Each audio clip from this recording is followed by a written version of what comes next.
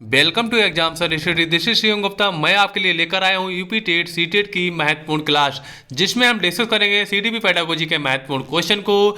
आपके लिए हमारे चैनल पर टेट सी टेट की क्लास स्टार्ट हो चुकी हैं, जिसमें हमारा लक्ष्य होगा आपको आने वाली शिक्षक भर्ती में एक सीट दिलाना। अगर आप तैयारी करने के लिए सीरियस हैं तो आप हमारे चैनल को सब्सक्राइब करके अपनी डेली की डेली तैयारी स्टार्ट कर सकते हैं। चलते हैं दोस्तों, देख लेते हैं अपने पहले क्वेश्चन की तरफ। हमारा पहला क्वेश्चन क्या है? क्वेश्चन हमारा पहला है, सीखना से क्या तात्पर्य होता है? सीखना, सीखना का मतलब क्या होता है? अधिगम जिसे बोल सकते हैं। तो इसका तात्पर्य क्या होता है? आपको ऑप्शन मिल जाएंगे, मनोवृत्त में परिवर्तन से, व्यवहार में परिवर्तन से, और इसमें और ऑप्शन दिए हैं, व्यवहार में अपेक्षाकृत स्थायी परिवर्तन से या अनुभूति में परिवर्तन से। यानी कि अगर एक कोई बच्चा कुछ सीखता है तो ना, अगर वो सीखने के बाद उसके व्यवहार में क्या होता है, एक अपेक्षाकृत स्थायी परिवर्तन हो जाता है। तो हमारा सही आंसर हो जाएगा थर्ड नंबर का, हमारा इसका सही आंसर हो जाएगा। यानी कि बच्चे को अधिगम प्राप्त होने के बाद उसके व्यवहार में स्थायी परिवर्तन हो जाता है। चलते हैं दोस्तों अपने अगले क्वेश्चन की तरफ। क्वेश्चन हमारा क्या देख लेते हैं। क्वेश्चन हमारा है, शिक्षार्थियों को स्कूल सिर्फ शिक्षा ही नहीं अपितु सामाजिक मूल्यों, सामाजिक संज्ञान तथा सामाजिक मानकों के विषय में जानकारी देकर उनमें डॉट डॉट डॉट वीज होता है। चलिए दोस्तों देख लेते हैं। इसमें दिया है कि शिक्षार्थियों को स्कूल सिर्फ शिक्षा ही नहीं, यानी कि शिक्षार्थियों को आपको सिर्फ स्कूल शिक्षा ही नहीं देनी है, उसके अलावा सामाजिक मूल्यों, सामाजिक संज्ञान तथा सामाजिक मानकों को भी देना है। और इसे हम कहते क्या हैं, इसके बारे में इसमें पूछा गया है। हमको क्या बताना है कि इसे हम क्या कहते हैं। अगर हम सामाजिक मूल्य उसको देंगे, सामाजिक संज्ञान देंगे, सामाजिक मानक देंगे, तो भैया उसे हम वातावरण तो नहीं कहेंगे ना ही उसे हम अभिप्रेरणा कहेंगे, ना ही हम उसे भौतिक संरचना कहेंगे। तो उसे तो हम क्या कहेंगे, सामाजिकरण कहेंगे। क्या कहेंगे, सामाजिकरण। और बच्चे में सामाजिकरण कहाँ से होता है? बच्चे को सबसे पहले क्या होता है, परिवार तथा पड़ोस से, मोहल्ले से, उसके बाद स्कूल से क्या मिलता है, सामाजिकरण, यानी कि सामाजिक मूल्य उसको मिलते हैं। चलते हैं दोस्तों अपने अगले क्वेश्चन की तरफ। क्वेश्चन हमारा क्या देख लेते हैं। क्वेश्चन हमारा है, सीखने वाले व स्वनियमन निर्भर करता है। यानी कि आपको बताना है जो सीखने वाले हैं का स्वनियमन निर्भर किस पर करता है, आपको इसका सही आंसर बताना है। अगर फ्रेंड्स बात करें स्वनियमन की, तो इसे हम क्या कहते हैं, यदि यह हमें अपने विचारों, भावनाओं और व्यवहारों को बीच में सही, अनुकूल और निर्देशित करने की क्या अनुमति देता है। कौन? स्वनियमन। तो इसके हिसाब से हम देख सकते हैं, पहला दिया है उसके द्वारा निर्मित नियमों पर, और दूसरा दिया है व्यवहार के लिए विनियमों का निर्माण करने पर, और तीसरा दिया है अपने व्यवहार का नियंत्रण करने पर, और चौथा इसमें दिया है स्वयं सीखे गए ज्ञान का अनुवीक्षीकरण करने पर। क्या? अनुवीक्षण करने पर, यानी कि स्वयं सीखे गए ज्ञान का निर्देशित करने पर। तो हमारा सही आंसर हो जाएगा 4 नंबर वाला, यानी कि इसका 4th नंबर वाला सही आंसर हो जाएगा। चलते दोस्तों अपने अगले क्वेश्चन की तरफ। क्वेश्चन है, सीखने के अंतर्गत स्कैफ फोल्डिंग दर्शाता है। सीखने के अंतर्गत स्कैफ फोल्डिंग दर्शाता है, तो इसका मतलब क्या होता है? पहले इसका मतलब जानेंगे। तो इसका मतलब क्या होता है, किसका? स्कैफ फोल्डिंग का मतलब क्या होता है? तो इसका मतलब भैया होता है, क्या होता है? इसका मतलब होता है सीखने में वयस्कों द्वारा किए गए अस्थायी सहयोग को। यानी कि अगर अपने पड़ोस में किसी भी बच्चे को अगर कुछ तुम बता देते हो, कुछ हेल्प कर देते हो, वो आपका क्या रहेगा, अस्थायी सहयोग रहेगा। अगर बच्चे ने कुछ सीख लिया तो उसके अंतर्गत तो क्या हो जाएगा, स्थायी हो जाएगा। लेकिन अगर आपने जो सिखाया वो अस्थायी रहेगा, तो इसलिए इसका सही आंसर हो जाएगा 2 नंबर वाला, इसका सही आंसर हो जाएगा। चलते हैं दोस्तों अपने अगले क्वेश्चन की तरफ। क्वेश्चन हमारा है, समावेशी कक्षा की विशेषता नहीं है।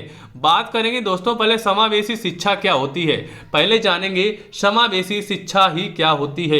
समावेशी शिक्षा की अगर बात करेंगे तो क्या होता है, मूक बधिर बालक, पिछड़े बालक, नेत्रहीन बालक, प्रतिभाशील बालक या दिव्यांग बालकों को शिक्षा प्रदान करना ही क्या होता है, समावेशी शिक्षा होता है। चलिए मैंने इसकी विशेषता जान ली है, अब इसमें ऑप्शन दिए हैं, इसके बारे में जान लेते हैं।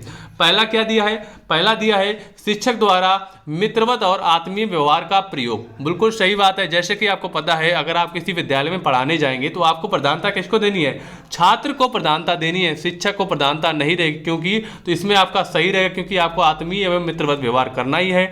और आपका तीसरा दिया है अलग अलग विषयों हेतु अलग अलग सामयिक सामग्रियों का प्रयोग करना। अगर आप मैथ पढ़ा रहे हैं तो आप मैथ का चार्ट का प्रयोग करेंगे, अगर हिंदी पढ़ा रहे हैं तो हिंदी का चार्ट का प्रयोग करेंगे ना, तो ये भी आपका सही ऑप्शन हो जाएगा, ये आपके दोनों सही हो जाएंगे। और तीसरा दिया है वास्तविक तथा सतत आकलन की व्यवस्था, ये भी सही रहेगा। तो हमारा दूसरा ऑप्शन दिया है ज्ञान क्षमता वाले समग्र विद्यार्थियों को। इसमें पूछा गया था भैया समावेशी कक्षा की विशेषता नहीं है, तो हमारा 2 नंबर सही हो जाएगा। क्यों? क्योंकि समावेशी शिक्षा का मतलब भैया होता है चाहे आपका प्रतिभाशील बालक हो चाहे मूक बधिर बालक हो, सबको शिक्षा प्रदान करना। लेकिन इसमें दिया ज्ञान क्षमता वाले, यानी कि सिर्फ प्रतिभाशाली बालक दिया है, तो ये भैया आपका गलत है, इसमें गलत ही पूछा गया है, तो हमारा 2 नंबर इसका सही हो जाएगा। चलते हैं दोस्तों अपने अगले क्वेश्चन की तरफ। क्वेश्चन है किसी परीक्षण की वह वैधता जिसके माध्यम से शिक्षार्थियों में सैद्धांतिक गुणों को मापा जाता कहलाती है। क्या कहलाती है? आपको 5 सेकंड मिलते हैं, तो इसका सही आंसर क्या हो जाएगा दोस्तों? इसकी अगर फ्रेंड्स बात करेंगे तो भैया सैद्धांतिक गुणों की जहां भी बात की जाए तो आप समझ लेना आपको सही, बिल्कुल सही आंसर क्या करना है। अभी सारी वैधता आपको तुरंत टिक करके आंसर मार देना है। क्या? अभी सारी वैधता आपको सही आंसर हमेशा कर देना है। चलते हैं दोस्तों अपने अगले क्वेश्चन की तरफ। क्वेश्चन हमारा क्या देख लेते हैं। क्वेश्चन है जीन पियाजे द्वारा प्रतिपादित संज्ञानात्मक विकास का सिद्धांत की किस अवस्था में बालक वस्तुओं को पहचानने का प्रयास करने लगता है।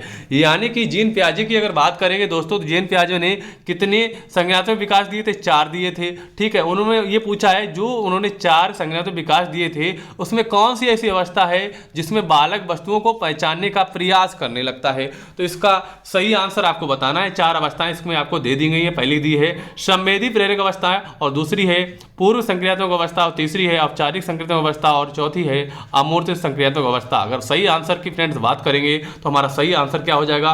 पूर्व संक्रियात्मक अवस्था हमारा सही आंसर हो जाएगा। चलते हैं देख लेते हैं, चारों के बारे में समझ लेते हैं कौन कौन सी अवस्था में क्या क्या बताया गया है। अगर बात करेंगे फ्रेंड्स पहली अवस्था क्या होती है? पहली होती है हमारी संवेदी या पेशी अवस्था जिसको कहते हैं। इसमें क्या होता है? पूर्व शाब्दिक शब्द सीख जाता है, गतियों की पुनरावृत्ति करने लगता है बालक, और प्रयत्न करने लगता है। ये सब किसके अंतर्गत आता है? ये हमारा संवेदी के अंतर्गत आता है। दूसरी पूर्व संक्रियात्मक, जो कि हम आपको आंसर में बता चुके हैं। इसमें क्या होता है? अहम केंद्रिता होती है, उसके अंतर्गत नकल करने की प्रवृत्ति होती है। जैसे कि बालक को अगर कुछ भी तुम नकल करने को बताओगे, हाथ हिलाओगे तो वो भी हिलाएगा ना, क्योंकि ये 2 से 7 वर्ष के बीच में होती है। और तीसरी आपकी होती है ठोस संक्रियात्मक अवस्था, ठीक है, जिसे हम औपचारिक संक्रियात्मक अवस्था भी बोलते हैं। इसमें क्या होता है?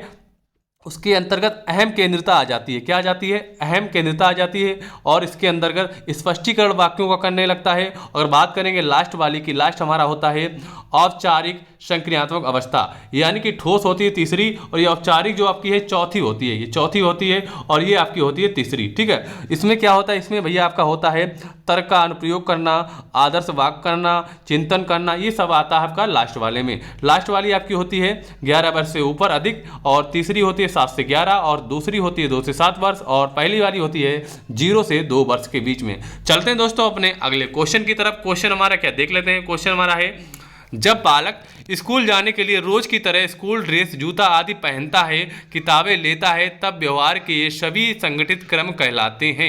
ये क्वेश्चन बहुत बार फ्रेंड्स पूछा जा चुका है, और इसमें भैया 2 अंतर आ जाते हैं। इसमें आपका सही आंसर जो क्या हो जाएगा? स्कीम हो जाएगा। स्कीम्स आपका सही आंसर हो जाएगा, और कभी कभी स्कीम्स के चक्कर में कुछ भैया स्कीमा कर देते हैं। स्कीमा क्या होता है? अगर आपने किसी बच्चे को बताया कि ये कुत्ता है, कुत्ते की क्या 4 टांगे होती हैं, पूंछ होती है, ऐसा मुंह होता है, ऐसा ही अगर कोई दूसरा जानवर उसको मिल गया, या फिर बच्चे को आप चिड़ियाघर ले गए, या फिर उसने कहीं बाहर कोई ऐसा जानवर देख लेगा, तो क्या कहेगा? कुत्ता ही कहेगा ना। तो इसी को हम स्कीमा कहते हैं। यानी कि बालक जो है कुत्ते को तो इतना पहचानता है कि उसकी 4 टांगे होती है, मुंह उसका ऐसा होता है, लेकिन अगर दूसरे जानवर को तो नहीं जानता, तो उसको भी वो कुत्ता कहेगा। इसी को हम क्या कहते हैं? स्कीमा कहते हैं। चलते हैं दोस्तों अपने अगले क्वेश्चन की तरफ। क्वेश्चन हमारा है निम्न में से वह कथन जो शिक्षार्थियों में सृजनात्मकता का पोषण करता है। क्या करता है? सृजनात्मकता का पोषण करता है। तो आपको इसका सही आंसर बताना है। चलते हैं दोस्तों इसके बारे में देख लेते हैं। पहला आपका ऑप्शन दिया भैया प्रत्येक शिक्षार्थी की अंतर्जात प्रतिभाओं का पोषण करने एवं एवं प्रश्न करने के अवसर उपलब्ध कराना।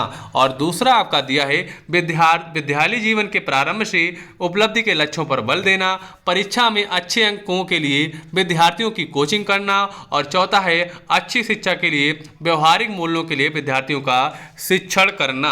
अगर फ्रेंड्स इसकी अगर आंसर की बात करेंगे तो क्या दिया है, निम्न में से वह कथन जो शिक्षार्थियों में सृजनात्मकता का विकास पोषण करता है। तो इसका सही आंसर दोस्त हो जाएगा प्रत्येक शिक्षार्थी की अंतर्जात प्रतिभाओं का पोषण करने एवं प्रश्न करने की अवसर उपलब्ध कराना ही क्या कहलाता है, सृजनात्मकता कहलाता है। चलते हैं दोस्तों अपने अगले क्वेश्चन की तरफ। क्वेश्चन हमारा क्या देख लेते हैं। क्वेश्चन है भाषा अच्छे गुणों से संपन्न तथा सफल मानी जाती है यदि, इसके ऑप्शन आपको 4 दिए हैं तो इसका सही आंसर आपसे पूछा गया है।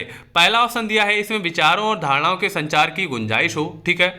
और दूसरा है यह नए विचार और संभावनाएं उत्पन्न करने में सक्षम हो। और तीसरा है यह बदलते वातावरण किसी के अनुकूल को बढ़ाए। और चौथा है यह शब्दों के उच्चारण और उन्हें वाक्यों में उपयोग करने के लिए एक नियमावली प्रदान करता है। फ्रेंड्स अगर इसके आंसर की बात करेंगे, दिया है भाषा अच्छे गुणों से संपन्न तथा सफल मानी जाती है। कब मानी जाती है, जब यह नए विचार और संभावनाएं उत्पन्न करने में सक्षम हो। कौन सक्षम हो, बालक सक्षम हो, तभी हमारा क्या संपन्न और सफल मानी जाती है भाषा। क्या भाषा, तो हमारा सही आंसर हो जाएगा 2, हमारा इसका सही आंसर हो जाएगा। चलते हैं अपने अगले क्वेश्चन की तरफ। क्वेश्चन हमारा है एक शिक्षार्थी वस्तुओं को या तो बिल्कुल सही या बिल्कुल गलत के रूप में वर्गीकृत करता है तो आप उसके चिंतन को किस वर्ग में रखेंगे। यानी कि कोई बालक है, कुछ किसी भी चीज़ का आंसर या फिर सही देता है या फिर गलत देता है, यानी कि उसके बीच में कुछ नहीं बताता और ना कुछ बोलता है, सिर्फ आंसर देता है, तो हमारा क्या हो जाएगा, इसको हम क्या कह सकते हैं एक भाषा में, इसको भैया हम कह सकते हैं नगण्य चिंतन, जिसको हम क्या कहते हैं, परीक्षा थी हमारी और हमने आंसर तुक्का मार दिया। क्या कहते हैं, तुक्का मार दिया भैया। तुक्का कभी हमारा सही हो सकता है और कभी गलत हो सकता है, वही बात इसमें कही गई है। तो क्या हो जाएगा, नगण्य चिंतन इसका सही आंसर हो जाएगा। चलते हैं दोस्तों अपने अगले क्वेश्चन की तरफ। क्वेश्चन हमारा है एक परीक्षण में बहुत सारे लोगों ने से केवल विषम संख्या के प्रश्नों के जवाब देने को कहा गया, ठीक है। और दूसरा इसमें दिया है बाद में उनसे केवल सम संख्या वाले प्रश्नों का जवाब देने को कहा गया। प्रत्येक व्यक्ति के दोनों अंकों की तुलना करके, यहाँ पे तुलना थोड़ा दिया नहीं है तो यहाँ पर रहेगा तुलना करके परीक्षणों की विश्वसनीयता का पता लगाया जा सकता है। कैसे लगाया जा सकता है, पहले भैया विषम संख्या के प्रश्न पूछे गए और बाद में भैया क्या, सम संख्या वाले। तो इसका सही आंसर क्या होना चाहिए, ऑप्शन दिए हैं अर्ध विभाजित, और दूसरा है समतुल्यता का प्रकार, और तीसरा दिया है क्या, जांच पुनः जांच पद्धति, और चौथा है वैकल्पिक प्रकार। तो इसका सही आंसर की अगर दोस्तों बात करेंगे तो इसका सही आंसर क्या होना चाहिए, सही आंसर भैया हो जाएगा, क्योंकि पहले इन्होंने विषम पूछे थे बाद में पूछे सम, तो क्या कर देंगे, इनका कर देंगे भैया अर्ध विभाजन, यानी कि अर्ध विभाजित करके इसकी विश्वसनीयता का पता लगाया जा सकता है। तो हमारा सही आंसर क्या हो जाएगा, सही आंसर भैया हमारा हो जाएगा ए वाला, यानी कि 1 नंबर वाला हमारा सही आंसर हो जाएगा। चलते हैं दोस्तों अपने अगले क्वेश्चन की तरफ। क्वेश्चन हमारा क्या देख लेते हैं। क्वेश्चन हमारा है जब शिक्षक शिक्षार्थी से पूछता है कि वह अपने माता पिता से झूठ बोलता है तो शिक्षक द्वारा पूछा गया यह प्रश्न कैसा है भैया। माने कि शिक्षक, यानी कि आप क्लास में शिक्षक हैं और बच्चों से पूछ रहे हैं कि आप अपने माता पिता से झूठ बोलते हैं, तो आपको इसमें सही आंसर करना है। चलिए देख लेते हैं इसके ऑप्शन कौन कौन से दिए हैं। पहला दिया इसमें है नियंत्रित, दूसरा दिया है आलोचनात्मक, इसमें क्या शिक्षक कोई आलोचना कर रहा है विद्यार्थियों की, ऐसा तो नहीं है ना, और तीसरा दिया है छलात्मक, इसमें कोई छल भी नहीं कर रहा है भैया, और तीसरा दिया है अप्रासंगिक, कोई अप्रासंगिक बातें भी नहीं है।